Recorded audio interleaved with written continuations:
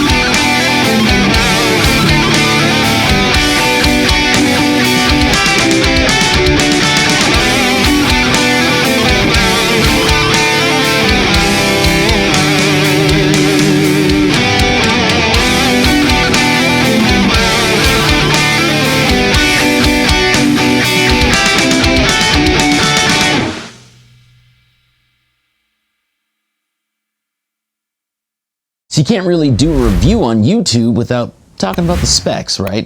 So I'm going to try and do that quickly and then we'll get back to the sound samples. So starting off, we have a gloss nitro finish on a slab mahogany body. We have a slim taper mahogany neck that also has an unbound rosewood fretboard with the dot inlays. On the front of the headstock is where you'll actually find the truss rod cover that has Gibson on it. On the rear of the headstock, you should find Grover Rotomatic tuners. However, I've decided to put Kluson Revolution locking tuners here. We have Gibson branded potentiometers with 2 volumes and a master tone. We also have a 3-way toggle switch, and that controls the 500T and 496R. Now I've put pickup covers on here, so it should actually be exposed coil. And as far as the bridge, we have a Nashville style Tune-o-matic with a stop bar. That's it for the specs. Here's 5 more sound samples.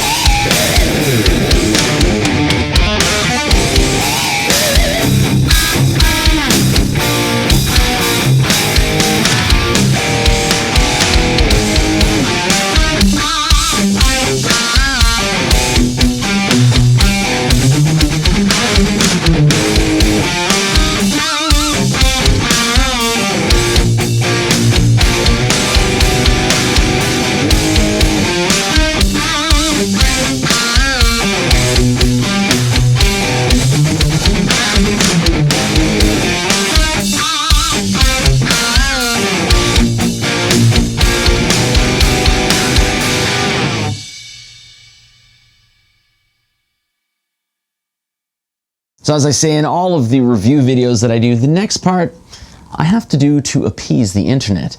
I'm trying to prevent tears from forming themselves into comments. It is beneficial, but I find it funny to say that. So we are going to play this in clean in all 3 pickup positions.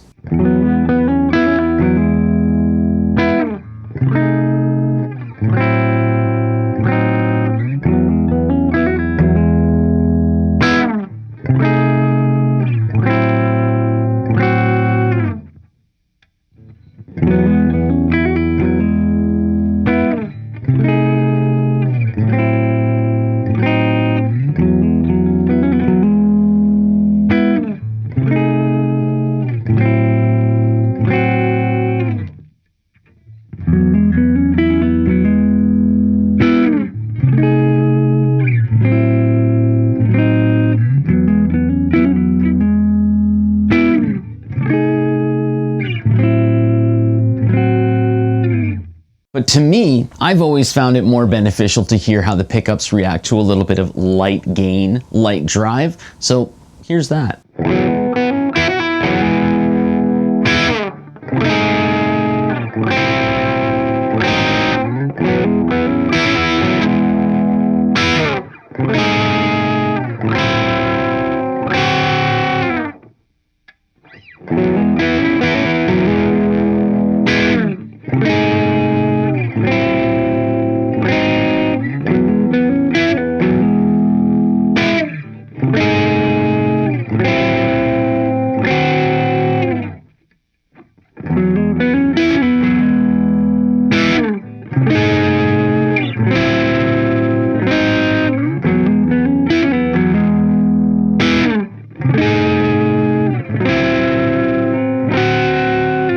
And as I stated, we have Gibson branded potentiometers here, 2 volumes and a master tone. So let's go ahead and turn some knobs and hear what that sound like.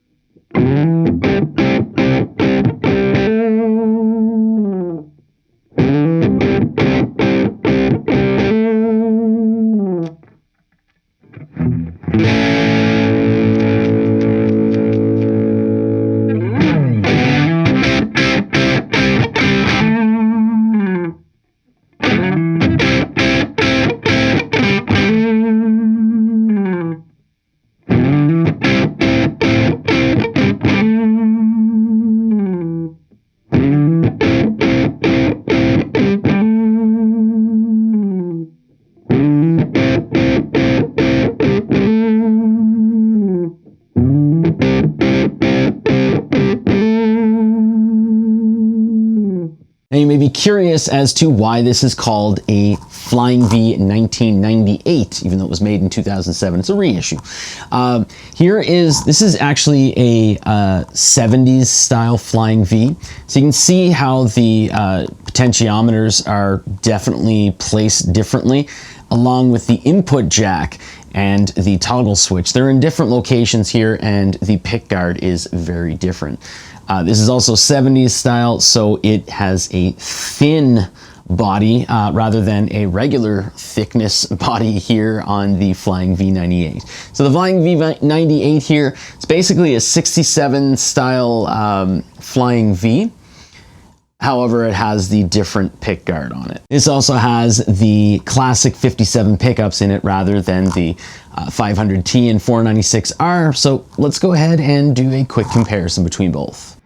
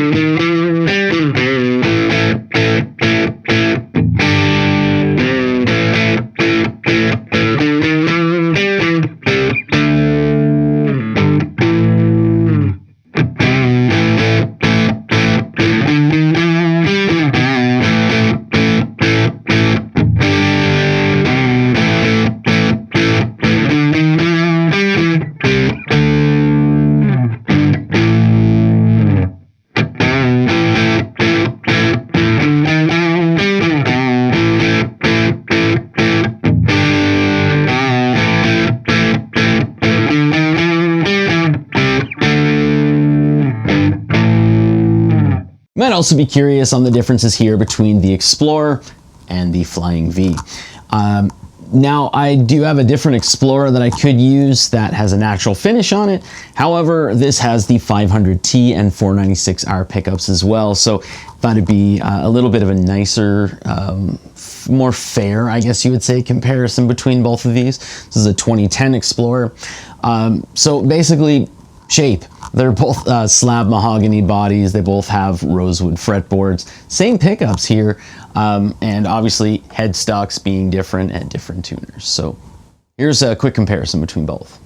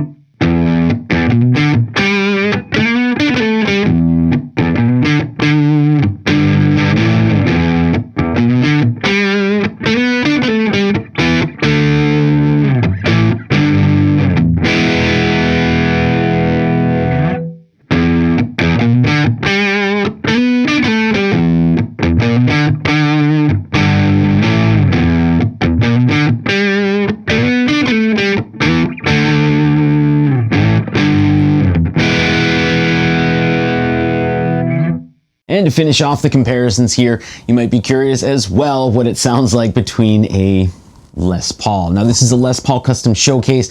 I've changed the pickups here to the 500T and 496R, so they are the same pickups.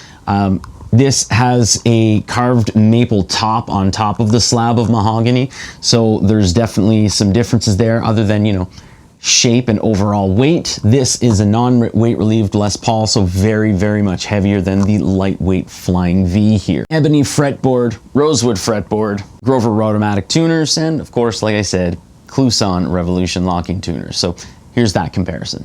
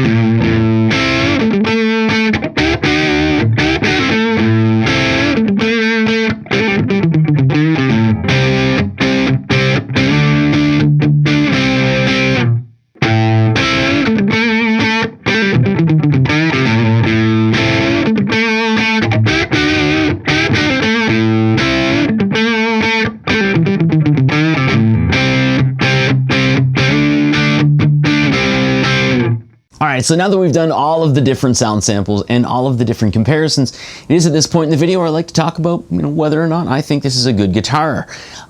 So I do have to say I really enjoy this guitar. However, just like the other designer series that I own from Gibson, I do find that if I let this guitar go without a string change, even if I'm not playing it for like 2 or 3 months or so, it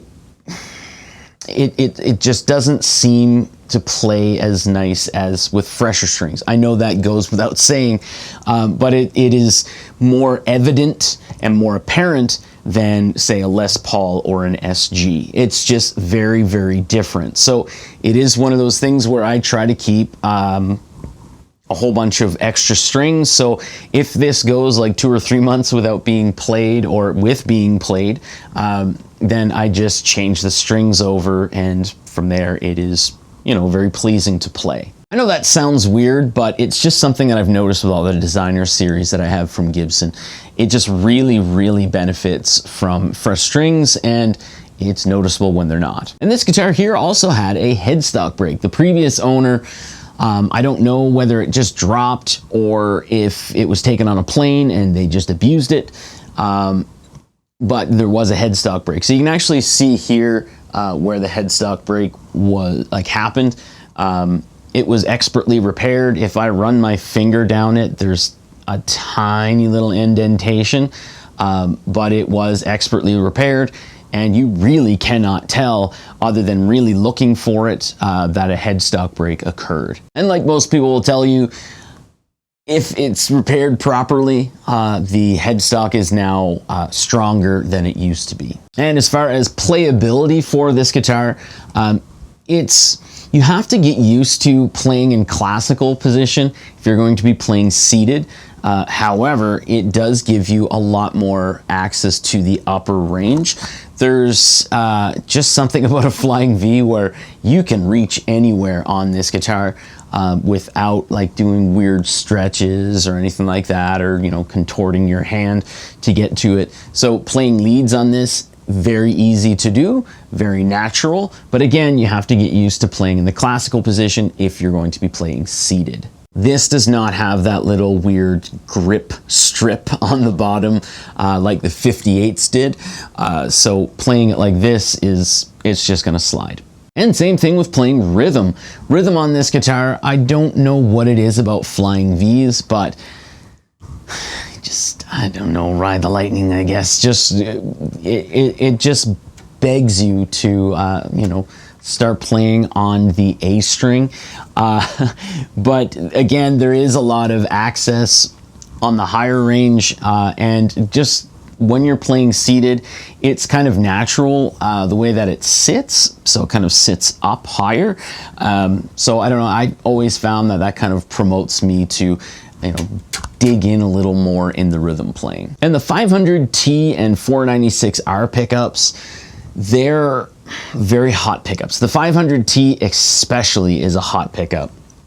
So I do find that it does benefit from backing the pickup off a little bit rather than having it closer and closer to the strings. Of course, that's down to preference, but I do find that I get a little more control in the sound if I'm backing off the pickup a little more. You might be curious as to why I added pickup covers to this rather than having them uncovered.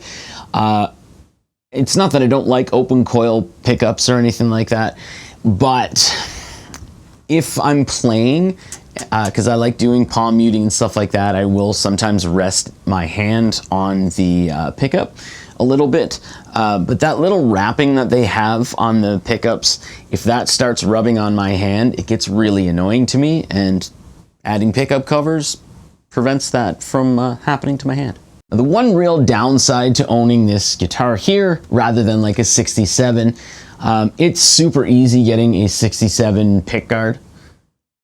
It's a lot harder getting a pickguard for the 98 style. There's like one company, I believe, that makes them, and I think they're based in the UK or something like that. But you have to kind of email them, and it's just not really easy or inviting to do. Normally that wouldn't be that big of a deal. It's not like I want to get a different color pickguard or anything like that, but there's 2 breaks on the pickguard here, one here and one here. So if I'm taking the pickguard off and putting it back on, I have to be careful on how I kind of screw this back together. So just to recap, I installed locking Kluson Revolution tuners. I'm probably going to change to non-locking Kluson style tuners just because I'm not a big fan of locking tuners anymore. There's a little weird vibration in my head for thinking so. It was also a headstock break, which was expertly repaired. You cannot tell.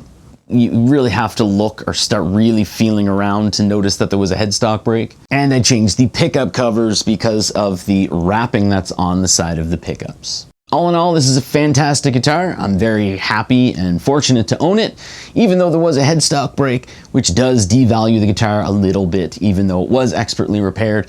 It's just something that people will be a little hesitant on for buying on the used market if I ever decided to sell. But I don't really see myself doing that in the near future at least. So thanks for watching.